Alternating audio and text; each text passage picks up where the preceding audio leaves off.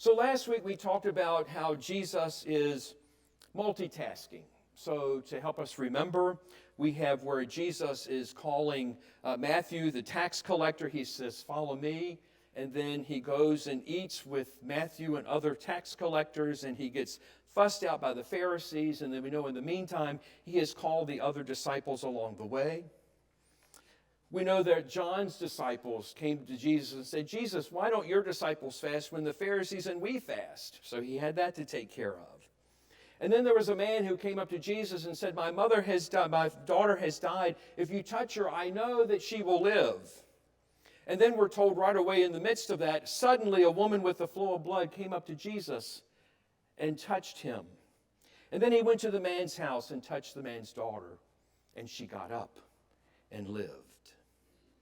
Today, we have blind men who follow him, demons possessed. Jesus is teaching in the synagogue, preaching the good news of the kingdom. He has compassion on the crowd and the people. He's multitasking, friends. He is worn out, and he realizes that he cannot do this important work all his own. So what does he do? But he calls people to help him. He calls the disciples so that they can go out and share the gospel of good news and do deeds of mercy. In the next part of the text, it names the disciples, and I'm not going to call on your name and ask you to name the 12 disciples or a disciple. You do that on your own. But he called 12 common, ordinary people. He didn't call people that were extremely rich or were powerful or political. He called people like you and I in this room and on this live stream today. So I'm going to help review with you these 12 disciples. The first one we know is Peter. Peter was a fisherman by trade. He was the leader type who cracked under pressure. He denied Jesus 3 times when the going got tough, and he often said the wrong thing at the wrong time. And then there's James and John, who we know that were ambitious. They wanted to sit at the head table at the future banquet. They were not the meek and mild persons that we would expect Jesus' disciples to be. And then there's Andrew, the kid Peter of Jesus, always trying to live up to Peter's shadow in his life. There's Judas. Judas, who is the greedy one. He sacrificed Jesus for pieces of silver. There's Thomas, the doubter, who many of us can resonate with in our lives. He wanted proof that Jesus had risen from the dead. There's Matthew, the tax collector, half crook, half businessman.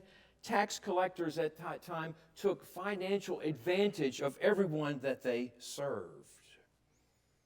There was Simon. He was called Simon the Zealot because he was a political fanatic. There was James the Lesser. There was Bartholomew, Thaddeus.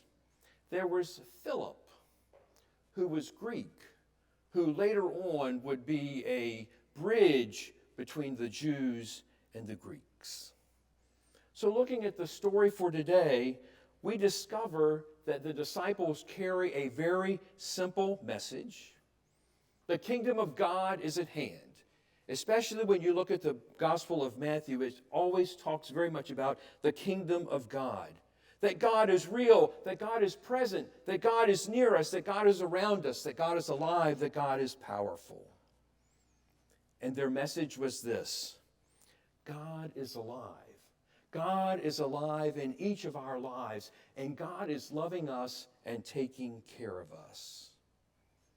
And then Jesus gives these disciples a charge to go to the needy.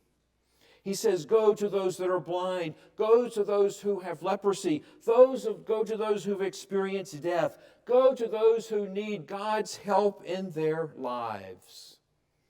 And as we heard last week with the Pharisees, Jesus said to them, healthy people don't need a doctor, it is the sick people who do.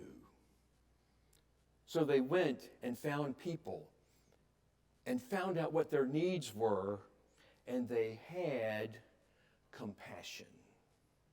It was interesting this week in Roanoke, they always have the mayor of the city where we are gathering to come. In the last few years, it's just been a letter, which is fine. But the mayor of Roanoke, he's a very charismatic man. He's African American. And so he came and greeted us. And he told us about, he was such a compassionate man.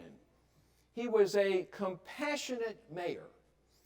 And he said that while you are in the city of Roanoke, that if you get any tickets, if you get any speeding violations or parking violations, he said, you call my office. You call my office. And he said, and within 40 minutes, someone will call you back and tell you where to pay your bill. It just was great. It was great. It was so good. Compassion. Jesus is telling us that as we reach out to people, we are to show compassion to others. Compassion to those that are in need. Compassion to those that are hurting. Compassion. It is how we reach out to people. And yet we have issues with showing compassion to others. We are called not to be cynics, to think that those people are messed up and nothing can be done about it. We're not to have an attitude of condemnation.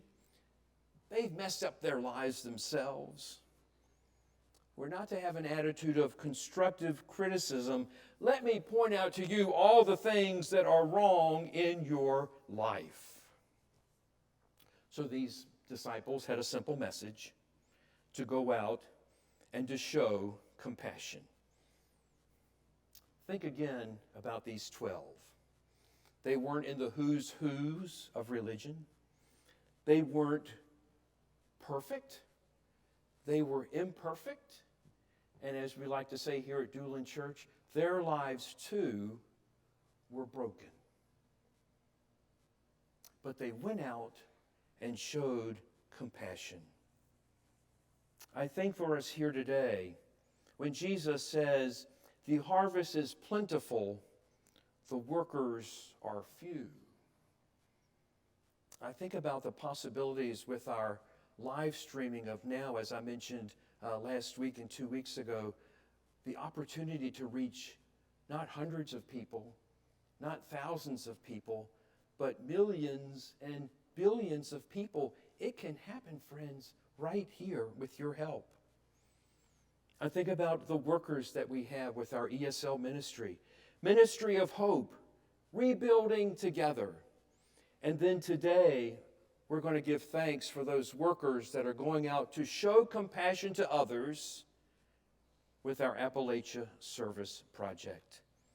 We have 13 persons to share the gospel and to do deeds of mercy and love and compassion. Before we do that, I wanted to share with you the guidance behind ASP and what it's all about. They believe that each person is a child of God with dignity and worth. We accept people where they are and just what way they are. We believe all people should be able to live in affordable, safe, sanitary housing. We are committed to witness through the good quality of our work and careful stewardship of our resources. We believe God calls people to serve others as volunteer partners in ministry. And ASP is involved in local communities to encourage, affirm, support just treatment, and they could add the word compassion. And we believe in ministering in the spirit of love, acceptance, and hopefulness. So we wanted to take a moment today to recognize those persons that are part of ASP. So what we want to do is we want to ask